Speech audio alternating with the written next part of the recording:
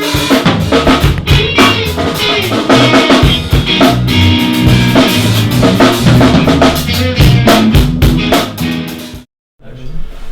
I'm joined here with Whisky Pigeon. How are you guys? Pretty good. So the first thing I need to ask you guys, how on earth did you come up with that name? Because like it's quite amazing. I'm not gonna lie, but where's the origins of the name coming from? Well, it was a cold day in Austria. Yeah.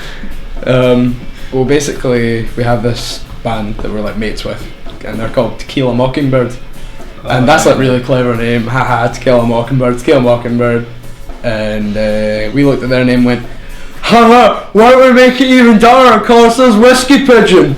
So I told their bassist Kyle, and he was going, don't you dare, you better not. And I'm like, better not, yeah.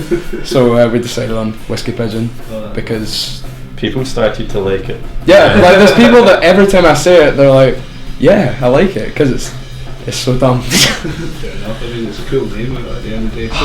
So, what kind of genre would you categorise yourself in? Because a lot of musicians nowadays tend to just wait until they kind of feel right. I've been saying groove punk. Groove punk. I've never really heard of that.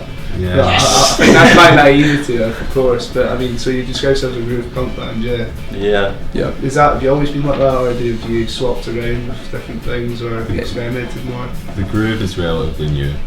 Yeah. Yeah. Like the kind of groove part to it. For so long we were trying to find our sort of like rhythm. I think we're getting there now. We like new songs and stuff.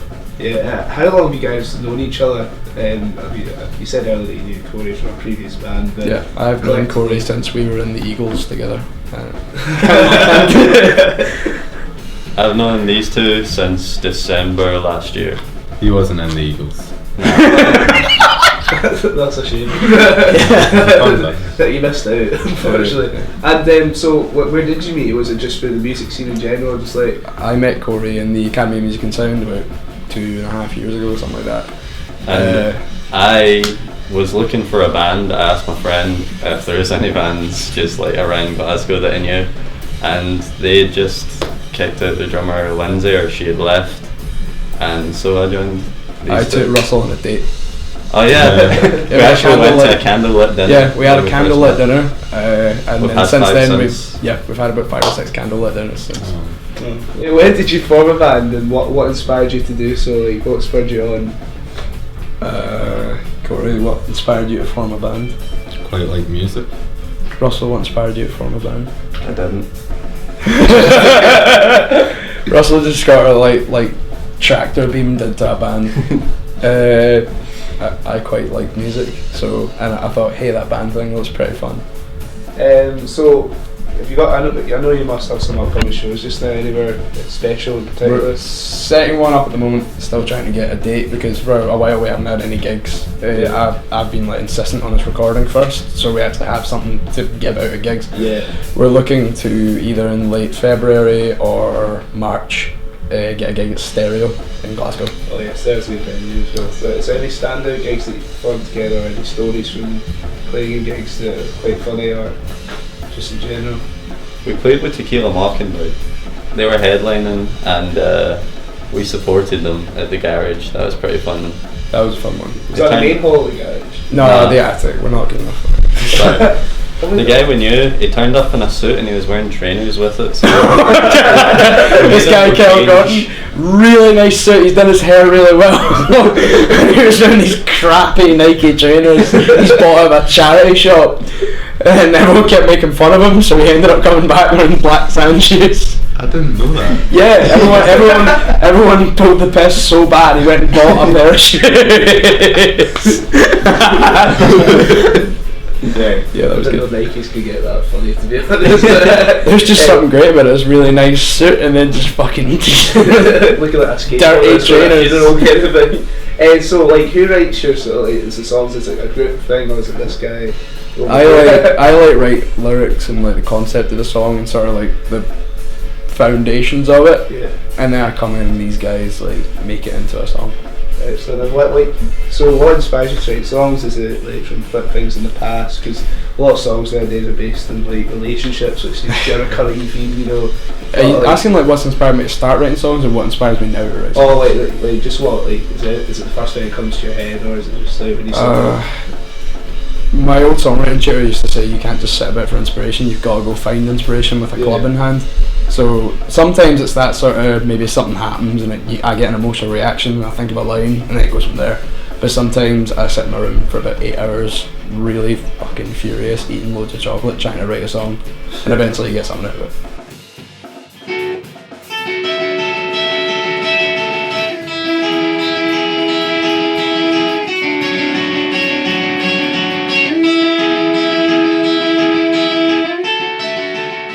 So how has your music evolved from when you first started? It hasn't.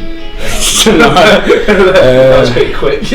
I'd say it started, the way I personally think it's evolved is, for quite a long time I was trying to be different bands I was listening to, but now we're sort of crafting our sort of sound. When I come in with a song idea, like, it's because I've usually been listening to a band a lot, I'm like, hey, I want to write something like that. But because we're getting used to each other, like, the songs are becoming more our own. But you can hear the influences obviously in them, but like, they're becoming ours. So I'd say that's the biggest evolution, where it sounded before like I was just trying to be a band when I came in with something. And more recently in rehearsals we've been jamming instead of like just focusing on an idea that he's came up with or something. We'll just sit for maybe like half an hour at the start of a rehearsal and just jam, and that'll be us, and we might find some ideas we like. Yeah, certainly done that. There has been a couple now. What has been your biggest challenge as a band? Because I know like, you guys, like, you rehearse together, some people do live together, and like, has it been quite a challenge being together, or is it... Money is a really big one. Yeah. Because we'd like to set up our own gigs and record and everything, but we've had to save up band money over like the past year. We got about 200 or something now, I can't remember. But like, because all of us are kind of out of jobs at the moment, just living off like SAS and stuff we got to pay for, just getting the money for rehearsals is kind of a problem, and like paying for equipment and stuff. That's one of the biggest challenges, just money, because you never make any money off gigs. It's like bugger all. So it's getting that bad now. Yeah. Well, like, so how do you overcome this? Or you just try to save every single little penny as you can? Instead of going through promoters for gigs, we just set up our own. Yeah, that's what we're doing. Because promoters, particularly ones like PM Music, are like the biggest bastards in Glasgow. Yeah. Like, they just kind of rip off bands, and you really, because they take like the first amount of tickets, first amount of money. These promoters, so like, a lot of like up and coming bands, it's good for the experience, but they get ripped off. So I'm thinking we set up our own gigs, and then all the bands we play with, everyone gets to keep their own money. So might actually see something coming from that. Excellent. And so what's your ultimate goal for the future? Where do you plan to see yourself in the next 5 years, basically?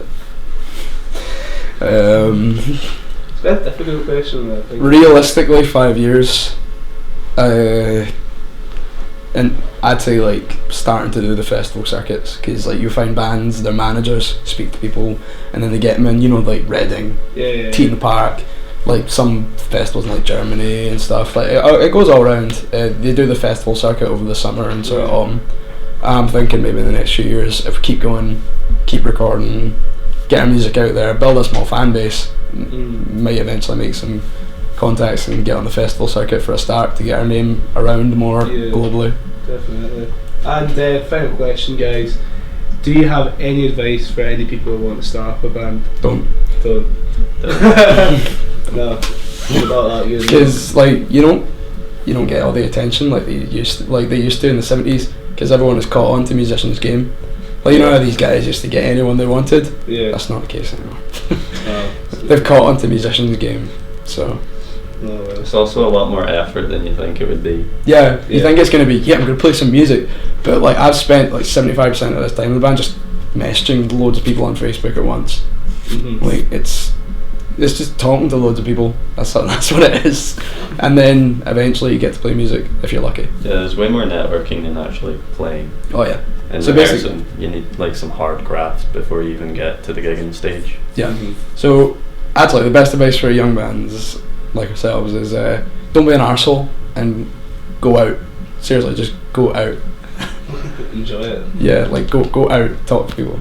Good. So networking, biggest advice ever. Yeah. Well, thanks very much, guys, and that's been the Whisky Pigeon. Thank you.